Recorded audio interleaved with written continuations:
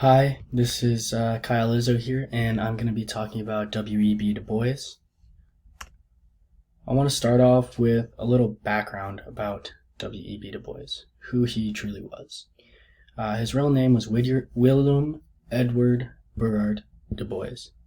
He was born in February 23rd, 1868, in Great Birmingham, Massachusetts.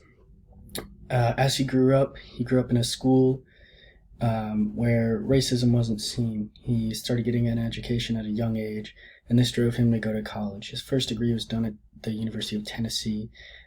He then went to Harvard for a master's degree. A little bit about him as a professional, as an individual, moving on from there, was he was a sociologist and a historian. He was a writer, a scholar, and a professor by profession. On top of that, he was an American civil rights activist, as well as a leader, a Pan-Africanist, and many other great characteristics. He even founded a few movements, including the Nicaraguan movement, many others on top of that really impacted the world. He truly drove and strove to make sure that it was an equal world where everyone had equal opportunity, and that everything each individual did was the best that they could do for themselves and their community. Unfortunately, he passed away in August 27th, 1963, while in Ghana, working in the government there. Now that you know a bit about him as an individual, I really want to talk about this piece of work that he's done. It's called The Criteria of Negro Arts. This is a piece that I've been directed to use. Among many of his other pieces, he has some very great pieces of writing and art as well. So I just want to start off right here. You can see I have a few different quotes from his essay here. This essay, Criteria of Negro Arts, really outlines his conviction that all art is propaganda. And as such, it is created for the purpose of uplifting racism. And these quotes that I'm going to go through, I'm going to give a little explanation and describe why this article really embodies that. So his first concern with the idea of beauty. And it's not as that which is in the eye of the beholder, but that which is considered to be classical, universal, and transhistorical.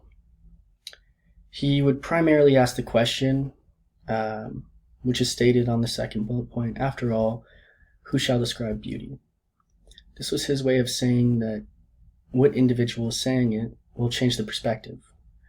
If an African American at the time said what beauty was, it would be different than what a non-African American would state it as. And that was his way of saying how much everything was differentiating. He really suggested that African Americans were in a great position and to describe beauty. And to do so, he said what I have in my first bullet point here. Pushed aside, as we have been in America, there has come to us not only a certain distaste for the tawdry and flamboyant, but a vision of what the world could be if it really were a beautiful world. Now, this is something, again, that comes back to the first one, depending on how someone describes it.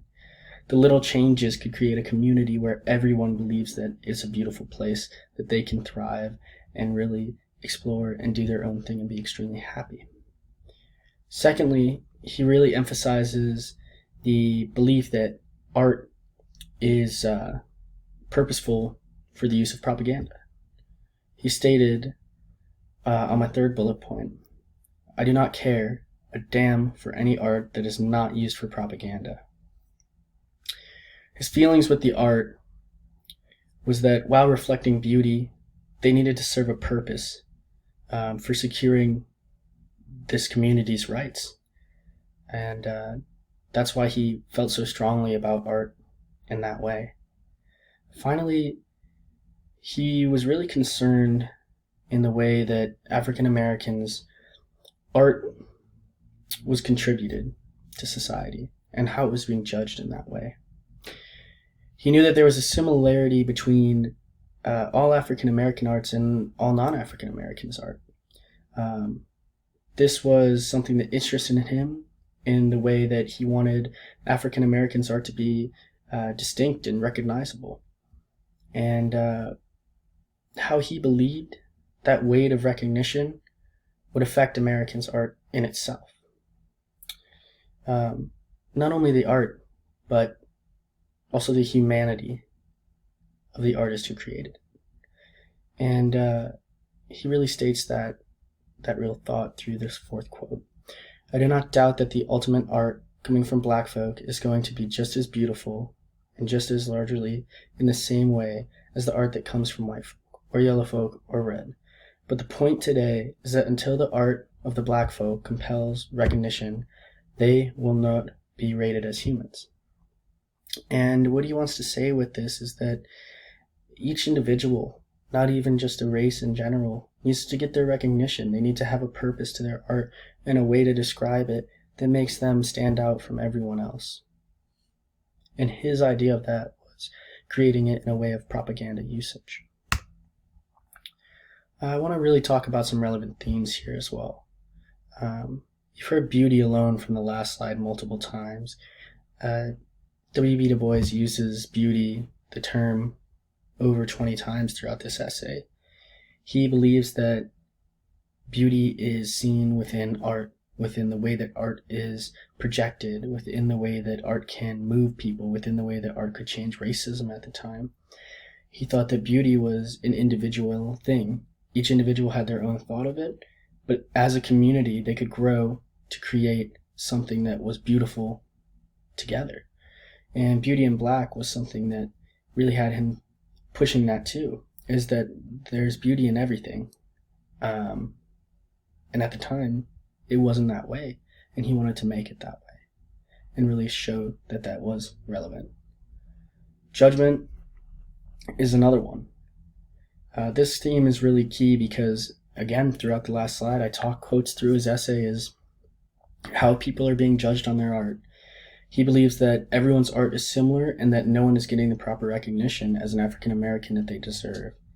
And judgment, they were being judged based on who they were, not the art that they were producing. And so when he decided that he wanted to push propaganda within these, it was really making each piece more unique and really pulling away that judgment because it was more centered on those pieces. At least the judgment, whether it was bad, was giving recognition to each individual and their art that they created. This is my bibliography, and that is my thought on W.E.B. Du Bois and how he affected us through his essay. Thank you.